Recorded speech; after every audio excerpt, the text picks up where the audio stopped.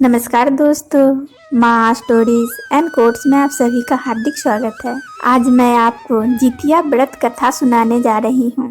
जो महिलाएं इस व्रत को रखती है उनके बच्चों के जीवन में सुख शांति बनी रहती है और उन्हें संतान वियोग नहीं सहना पड़ता है। इस दिन महिलाएं पितरों का पूजन कर उनकी लंबी आयु की भी कामना करती हैं। इस व्रत को करते समय केवल सूर्य उदय से पहले ही खाया पिया जाता है। सूर्योदय के बाद पानी भी नहीं पी सकते हैं। यह व्रत तब तक पूर्ण नहीं माना जाता है जब तक इसकी व्रत कथा न पढ़ी या सुनी जाए। इसलिए आज हम आपको यह जितिया व्रत की पौराणिक कथा और मान्यता बताने जा रहे हैं। एक समय की बात है, नर्मदा नदी के पास कंचनवटी नामक एक नगर था। उस नगर के राजा का नाम मलय केतु था। नर्मदा नदी के पश्चिम में बालूहाटा नाम की मरुभूमि थी, जिनमें एक विशाल पाकड़ के पेड़ पर एक चील रहती थी। उसी पेड़ के नीचे एक सियारनी भी रहती थी। दोनों पक्की सहेलियां थी। दोनों ने कुछ महिलाओं को देखकर जितिया व्रत करने का संकल्प लिया और दोनों ने भगवान श्री जितवाहन की पूजा की और व्रत रखने का प्रण ले लिया। लेकिन जिस दिन दोनों को व्रत रखना था उसी दिन शहर के एक बड़े व्यापारी की मृत्यु हो गई और उसका दाह संस्कार उसी मरु स्थल पर किया गया।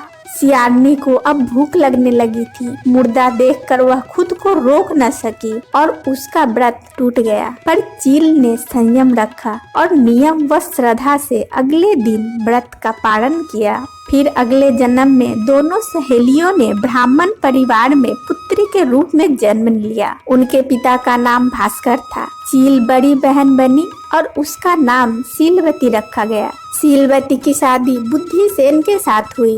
सियारन छोटी बहन के रूप में जन्मी और उनका नाम कपूरावती रखा गया। उसकी शादी उस नगर के राजा मलय केतु से हुई। अब कपूरावती कंचनवटी नगर की रानी बन गई। भगवान जितवाहन के आशीर्वाद से शीलवती को 7 बेटे हुए, पर कपूरावती के सभी बच्चे जन्म लेते ही मर जाते थे। कुछ समय बाद शीलवती के 7 पुत्र बड़े हो गए और वे राजा के दरबार में काम करने लगे। कपूरावती के मन में उन्हें देखकर ईर्ष्या की भावना आ गई। उसने राजा से कहकर सभी बेटों के सिर काट दिए। उन्हें 7 नए बर्तन मंगवाकर उसमें रख दिया और लाल कपड़ों से ढककर शीलवती के पास भेज दिया। यह देखकर भगवान जितवाहन ने मिट्टी से 7 भाइयों के सर बनाए और सभी के सर को उसके धड़ से जोड़कर उस पर अमृत छिड़क दिया। इससे उनमें जान आ गई।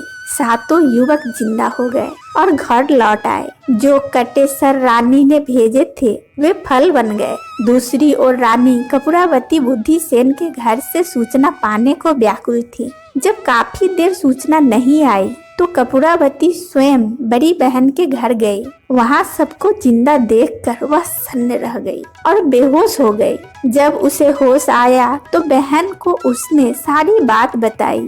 अब उसे अपनी गलती पर पछतावा हो रहा था। भगवान जितवाहन की कृपा से शीलवती को पूर्व जन्म की बात याद आ गई। वह कपूरावती को लेकर उसी पाकड़ के पेड़ के पास गई और उसे सारी बात बताई। कपूरावती बेहोश हो गई और मर गई।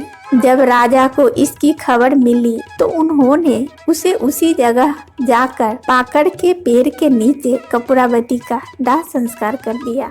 दोस्तों, कथा अच्छी लगी हो तो कमेंट्स बॉक्स में कमेंट करके जरूर बताइएगा। वीडियो को लाइक कर दीजिएगा और इसी तरह की कथा सुनने के लिए दोस्तों मेरे चैनल को सब्सक्राइब कर बेल आइकन को ऑन कर लीजिएगा और इसे ज़्यादा से ज़्यादा लोगों में शेयर कर दीजिएगा। दोस्तों बहुत बहुत धन्यवाद।